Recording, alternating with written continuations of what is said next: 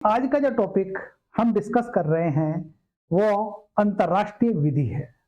यह topic Uttar Pradesh higher judicial सेवा और अन्य न्यायाधीश सेवा या न्यायिक सेवा के अंतर्गत एक महत्वपूर्ण टॉपिक है।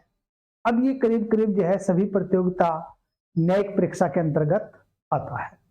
देखिए इसके अंतर्गत जो पहला जो प्रश्न है, देखिए उसके अंतर्गत देखिए, संयुक्त राष्ट्र के चार्टर के अनुच्छेद 51 सदस्यों का एकल और सामूहिक अंतरक्षा का अधिकार प्रदान करता है। यह अधिकार निम्नलिखित में से किसके अधीन है? ए, सुरक्षा परिषद का व्यापक अधीक्षण और नियंत्रण। बी, सदस्यों के बहुमत का पुनर्अनुमोदन। सी, संयुक्त राष्ट्र के महासचिव का व्यापक अधीक्षण। डी, सभी अस्थायी सदस्यों का पूर्ण अनुमोदन। अब देखिए इसके अंतर्गत आंसर बन जाता है, वो बन जाता है ए, यानी कि सुरक्षा परिषद का व्यापक अधीक्षण और नियंत्रण। आंसर बन गया इसका ए। अब देखिए इसके अंतर्गत देखिए हम बात करते हैं, अगर हम बात करते देखिए संयुक्त राष्ट्र चार्टर के अनुच्छेद 51 क्या है। अब चार्टर का जो है संयुक्त राष्ट्र चार्टर का जो अनुच्छेद 51 के में यह निर्धारित करता है कि यदि संयुक्त राष्ट्र के किसी सदस्यों पर सशस्त्र आक्रमण किया जाता है तो इस चार्टर की कोई भी बात से उसके एकल या सामूहिक आत्मरक्षा में अंतर्निहित अधिकार का हनन तब तक नहीं होगा जब तक कि अंतर्राष्ट्रीय शांति सुरक्षा बनाए रखने के लिए सुरक्षा परिषद आवश्यक उपाय नहीं कर लेती है। अब देखिए सदस्यों द्वारा ही आत्मरक्षा की इस अधिकार का प्रयोग करते हुए किए गए उपायों की सूचना सुरक्षा परिषद को तुरंत दी जाएगी और इससे अंतर्राष्ट्रीय शांति और सुरक्षा बनाए रखने या फिर उसे पुनः स्थापित करने के लिए किसी भी समय ऐसी कार्रवाई करने के जिसे सुरक्षा परिषद आवश्यक समझे। इसी चार्टर के अधीन ही सुरक्षा परिषद के प्राधिकार और जिम्मेदारियां पर कोई भी प्रभाव नहीं पड़ेगा। तो आंसर बना इसका ए। नेक्स्ट क्वेश्चन, निम्नलिखित में से कौन सा एक कथन सही है? अब इसमें सही बताना है।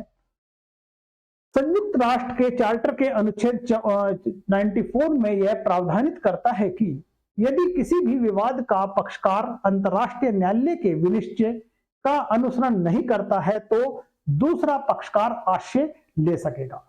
ए, महासभा का। बी, महासचिव का। सी, अंतर्राष्ट्रीय न्यायालय के अध्यक्ष का। डी, सुरक्षा परिषद का। तो आंसर बना इसका डी, यानी कि सुरक्षा परिषद का। तो आंसर बन जाता है डी।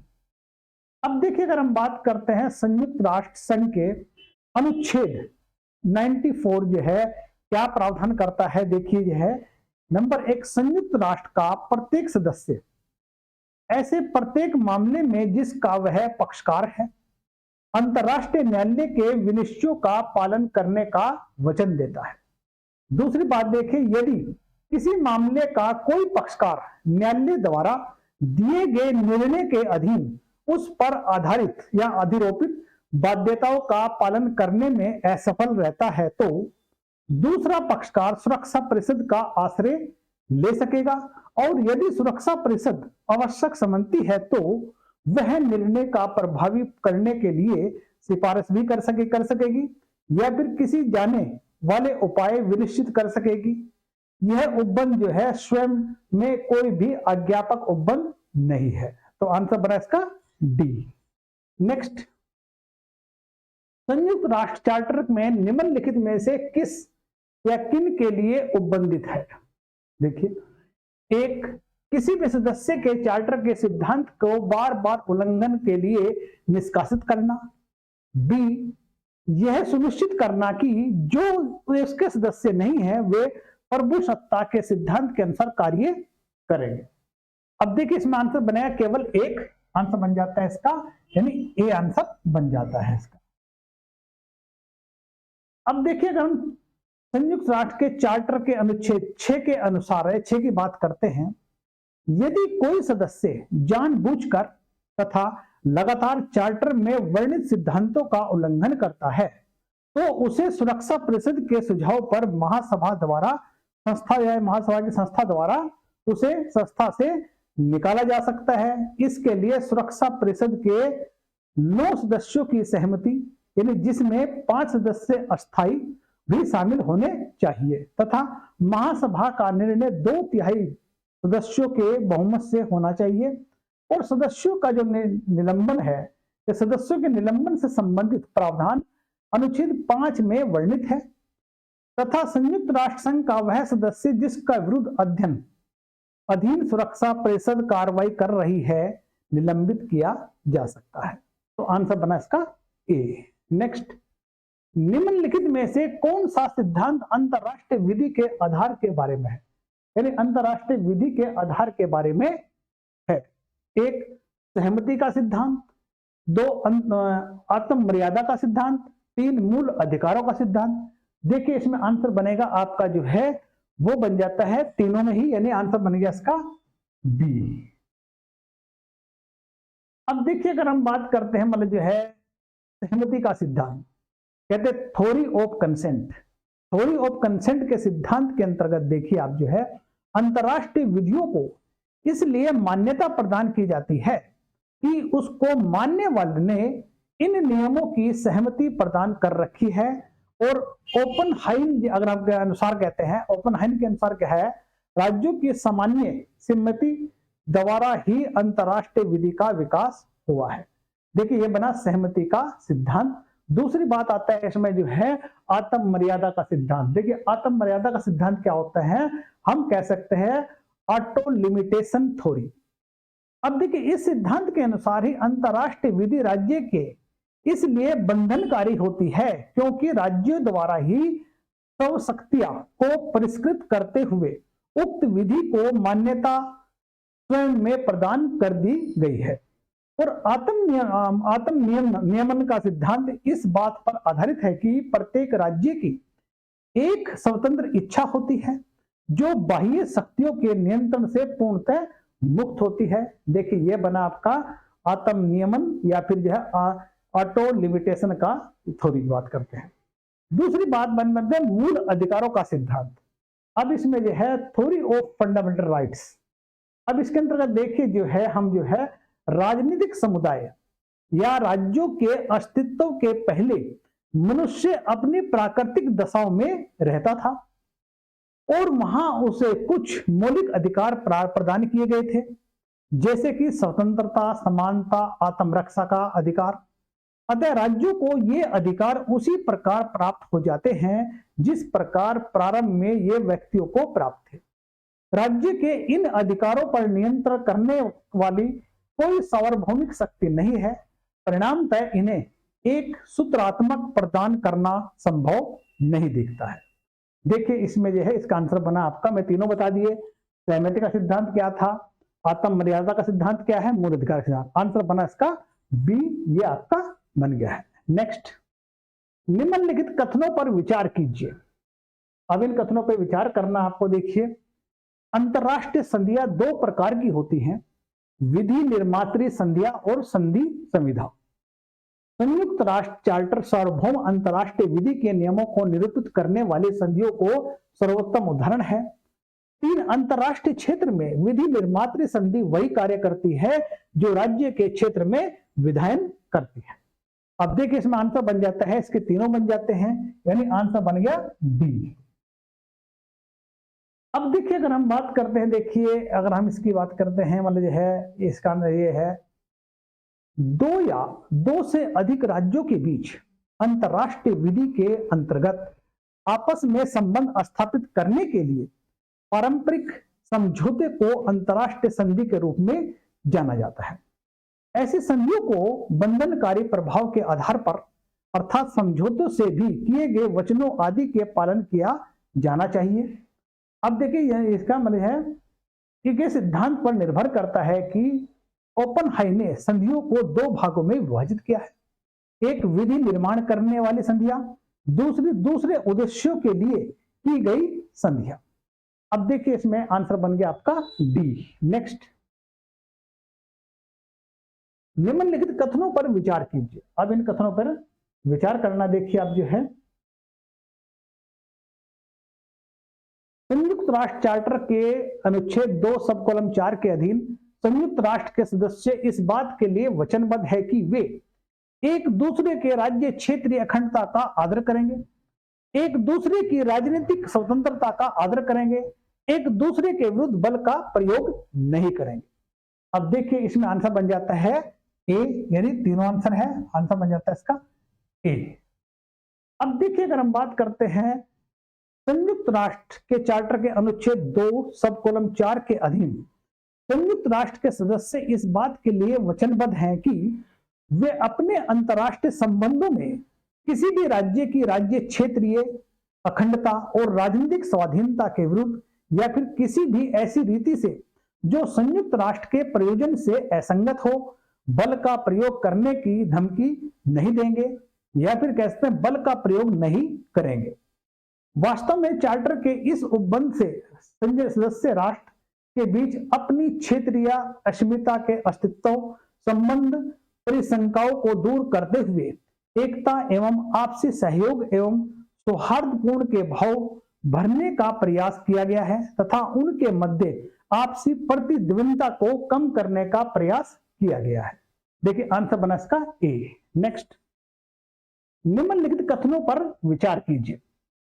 अंतर्राष्ट्रीय न्यायालय न्यायाधीश से मिलकर बनता है जो महासभा द्वारा ही निर्वाचित होते हैं।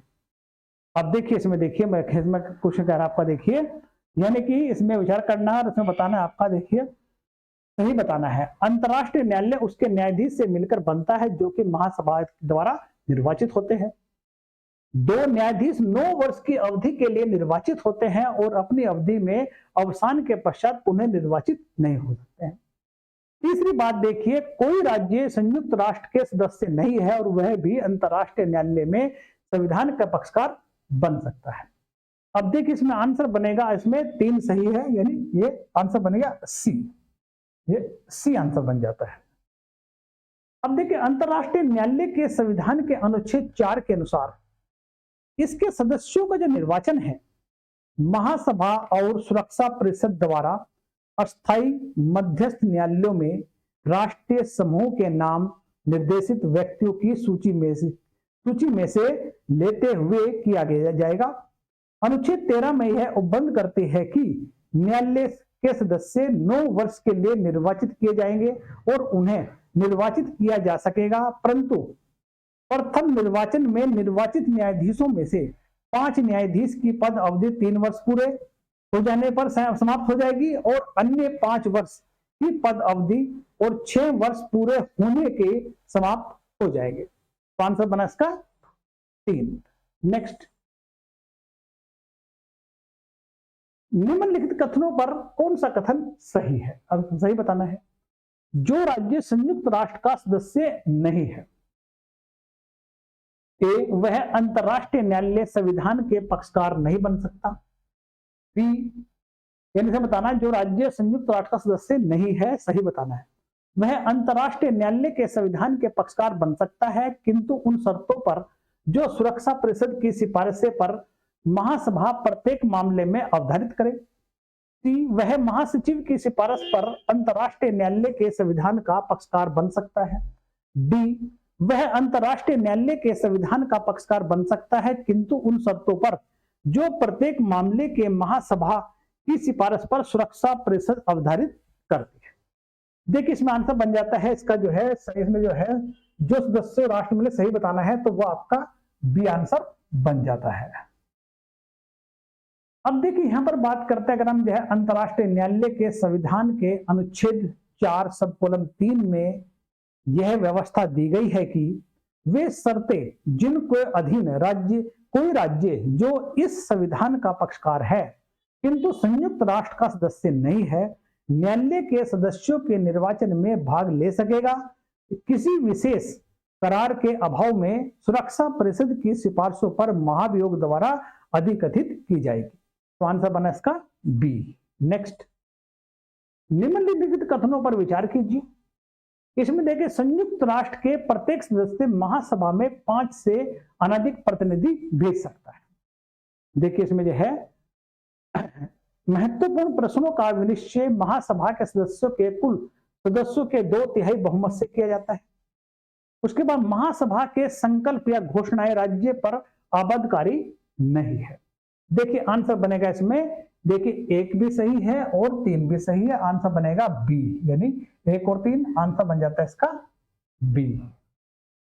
अब देखिए अगर हम बात करते हैं, मान लीजिए संयुक्त राष्ट्र चार्टर के अनुच्छेद 9 यह प्रावधानित करता है कि महासभा में प्रत्येक राष्ट्र के सभी सदस्य होंगे, यानी कि जो है महासभा में संयुक्त राष्ट्र के सभी सदस्य होंगे और महासभा में प्रत्येक सदस्य के अधिक से अधिक 5 प्रतिनिधि होंगे। ये महासभा के संकल्प घोषणाएं और आबद्धकारी नहीं होते हैं। अब देखिए यह है कारण, महासभा एक विश्व संसद नहीं है और यह एक अधिकांश राजनीतिक मामले पर राज्यों के लिए विधि का निर्माण नहीं कर सकती है। यह केवल सिफारिश कर सकती है जो अनुच्छेद 18 में प्रावधानित है। इसी प्रकार देखिए प्रोफेसर फ्रीडमैन क्या कहते हैं, सिद्धांतों की एक घोषणा जहां तक की जाती है ठीक है, परंतु यह किसी को किसी विशेष कार्य करने के लिए बाध्य नहीं कर सकती। देखिए आंसर बनेगा इसका बी। नेक्स्ट, जो राज्य अन्य राज्यों पर अस्तित्व में है उसे क्या कहते हैं, यानी जो राज्य अन्य राज्य के अधीन राज्यत्व में है उन्हें क्या कहते हैं, सहराज्य, अधीनस्थ राज्य, सुरक्षित राज्य, अधिसंघ की बात करते हैं। तो आंसर बनेगा इसका अधीनस्थ राज्य, तो आंसर बन गया इसका बी। अब देखिए मतलब जो है ऐसे राज्य जो दूसरे राज्य के अधीन में होते हैं, अधीनता में होते हैं, वशवर्ती या अधीनस्थ राज्य कहलाते हैं। उनकी स्वतंत्रता दूसरे राज्यों की इतने अधीन होती है कि अंतरराष्ट्रीय क्षेत्र में इनका कोई महत्व ही नहीं होता। अपने विदेशी मामले में मध्यवर्ती राज्य सारे कार्य सुरक्षा राज्य करता है। तो आंसर बना इसका बी। नेक्स्ट, उत्तराधिकार के संबंध में निम्नलिखित कथनों पर विचार कीजिए। अब यहां उत्तराधिकार की बात आ रही है, इसके बारे में ए, उत्तरवर्ती राज्य पूर्ववर्ती राज्यों की राजनीतिक संधियों से आबद्ध नहीं होते। अब कर्तव्य के लिए अपवर्ती निर्धारित नुकसानी की बाबत कोई उत्तराधिकारी नहीं होता है। देखिए इसमें आंसर बनेगा आपका, देखिए दोनों, यानी ए भी सही है, एक भी, दो भी सही है, तो आंसर बन गया तीन, दोनों बन जाते हैं। तो देखिए नेक्स्ट क्वेश्चन देखिए आपका, निम्नलिखित में से कौन से अंतरराष्ट्रीय विधि के अनुसांगिक स्रोत हैं। देखिए अंतरराष्ट्रीय के अनुसांगिक स्रोत बताना है आपको, जो है कौन से हैं। 1, साम्य और न्याय। 2, राज्य के द्वारा अपने अधिकारियों के लिए मार्गदर्शन। 3, अंतरराष्ट्रीय संस्थाओं के अंगों द्वारा अवधारणा। 4, राज्य पत्र की बात करते हैं। तो आंसर बना इसमें बी, ये चारों हैं। आंसर बन गया इसमें बी। नेक्स्ट क्वेश्चन देखिए आप, अंतरराष्ट्रीय विधि के निम्नलिखित स्रोतों पर विचार कीजिए। अब इन पे जो है विचार करना, देखिए आप जो है 1, रूढ़ि। 2, सभ्य राष्ट्र मान्य विधि साधारण सिद्धांत। 3, अंतरराष्ट्रीय कन्वेंशन। 4, न्यायिक विनिश्चय और विधियों की राय में विधि के नियमों के अवधारणा के लिए अनुसांगिक साधन है। निम्नलिखित में से उपरोक्त में से स्रोतों में के बारे में प्राधिकारिक क्रम है जो भी अंतरराष्ट्रीय न्यायालय के संविधान अनुच्छेद 38 में दिए गए हैं। अब देखिए इसमें आंसर बन जाता है, देखिए आपका 3, फिर 1, उसके बाद 2, उसके बाद फिर यह है हमारा 4, यानी कि आंसर बन जाता है मैंने कि 3, 1, 2 और 4 ये बन जाता है। तो आंसर बन गया इसका बी, ये बी आंसर बन जाता है।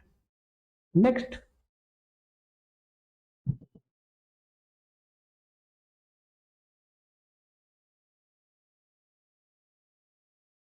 निम्नलिखित कथनों पर विचार कीजिए। अब देखिए नेक्स्ट क्वेश्चन है,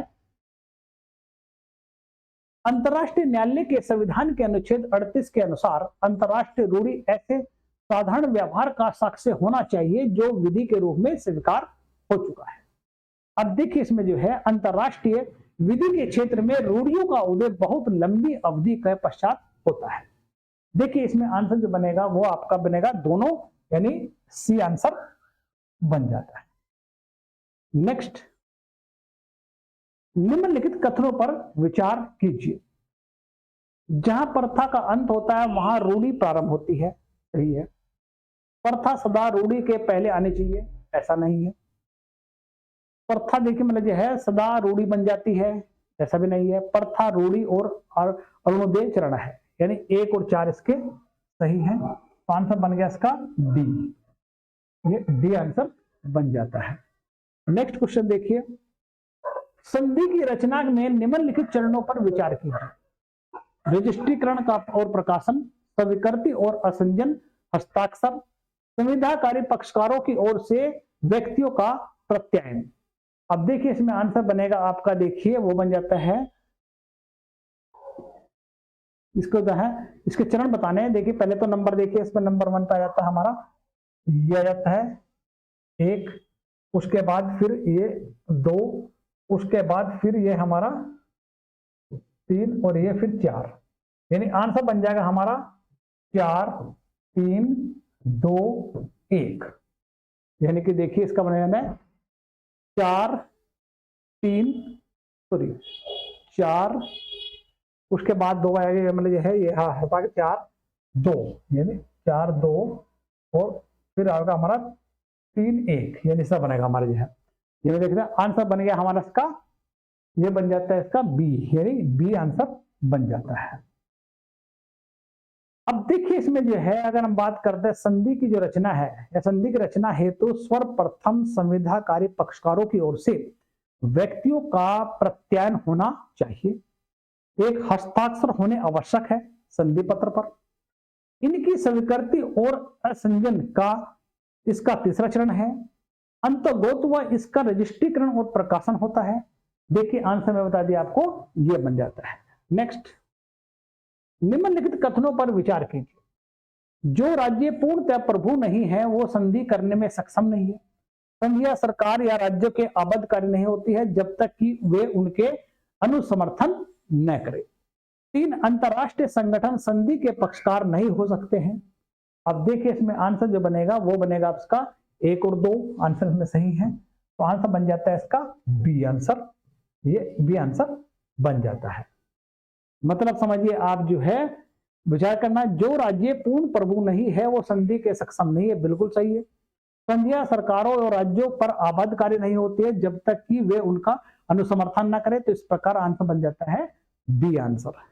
नेक्स्ट, निम्नलिखित कथनों या निम्नलिखित में से किस वाद में यह अभिकथित किया गया है कि विदितः सरकार विदेशी राज्यों में तथ्यतः सरकार से वाद द्वारा ही संपत्ति वापस प्राप्त नहीं कर सकती है, क्योंकि तथ्यतः सरकार विदेशी राज्यों के न्यायालयों में अपने विरुद्ध वाद के उन्मुक्ति का दावा कर सकती है।